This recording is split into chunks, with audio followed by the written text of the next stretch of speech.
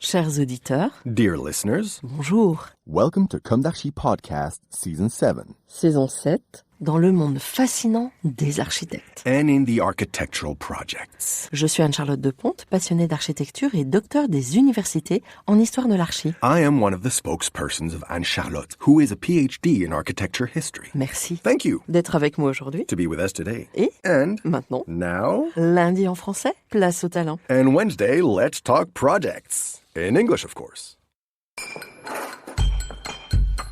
Bienvenue dans Comme d'Archi. Hello everyone, hello Corina, Laza. Thank you very much for being with us today. You are architect at Penhuel Associés. In 2 or 3 sentences, could you introduce your architectural practice? Yes, hi everyone.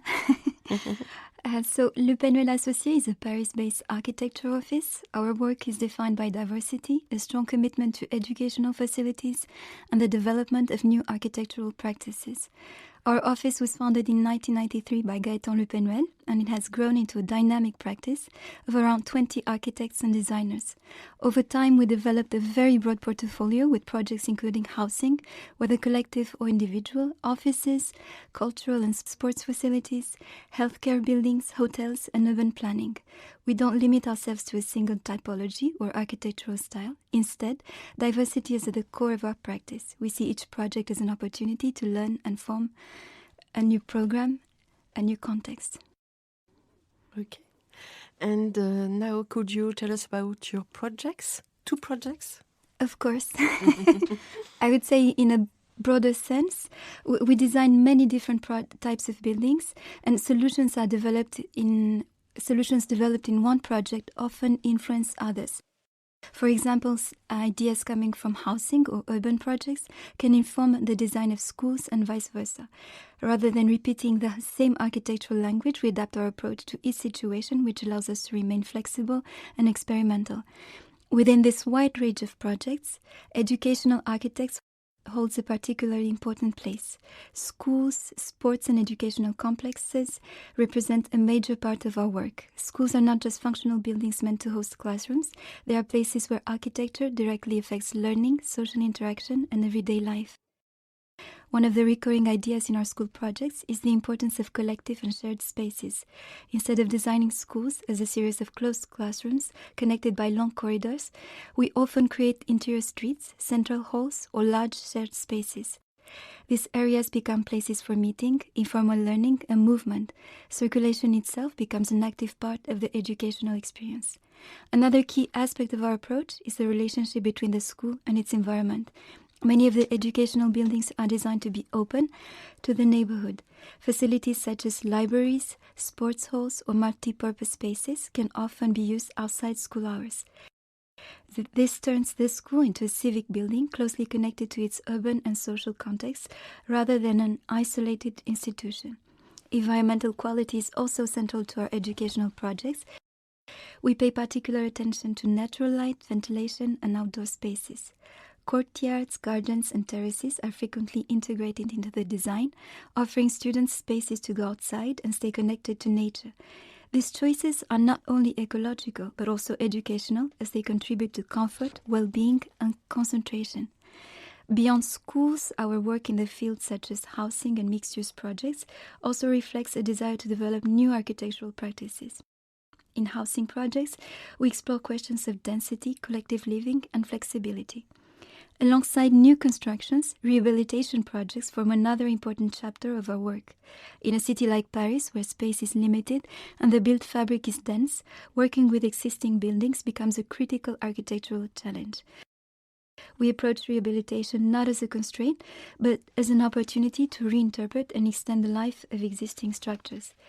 A strong example of this approach is the Garage Amelot rehabilitation project in Paris. Rather than erasing the existing building, we chose to work with what was already there.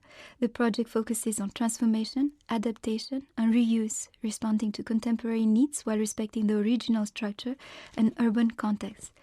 This approach reflects a sustainable mindset, both environmentally and culturally. New elements are added where necessary, but always in dialogue within the existing architecture.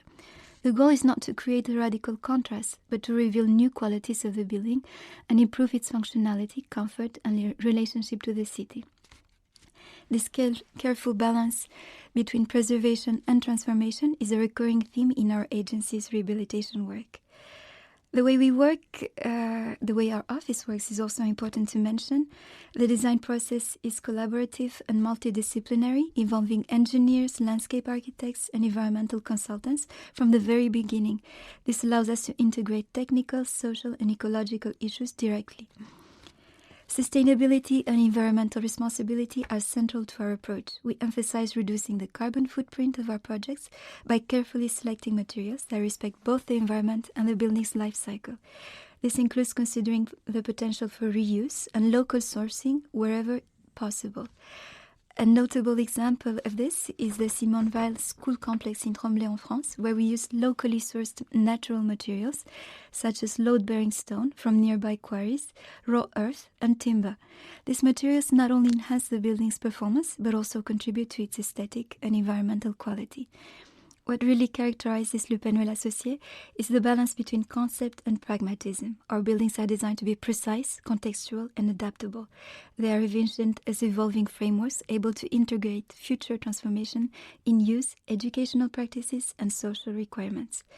Through our strong focus on educational facilities and engagement with new ways of designing public buildings, we show how architecture can actively shape learning environments and collective life.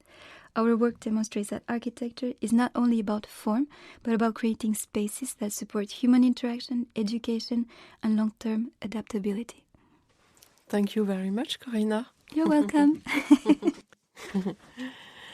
Goodbye, and goodbye everyone. See you next Wednesday for another episode of Comme d'Archi. In English, of course. Take care, and goodbye. Goodbye. Goodbye.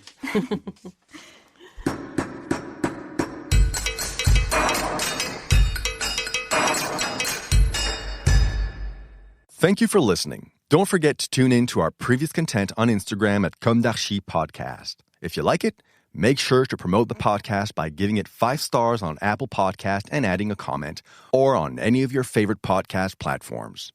And don't forget to subscribe and listen to all of our episodes for free. See you soon, and until then, take care of yourself.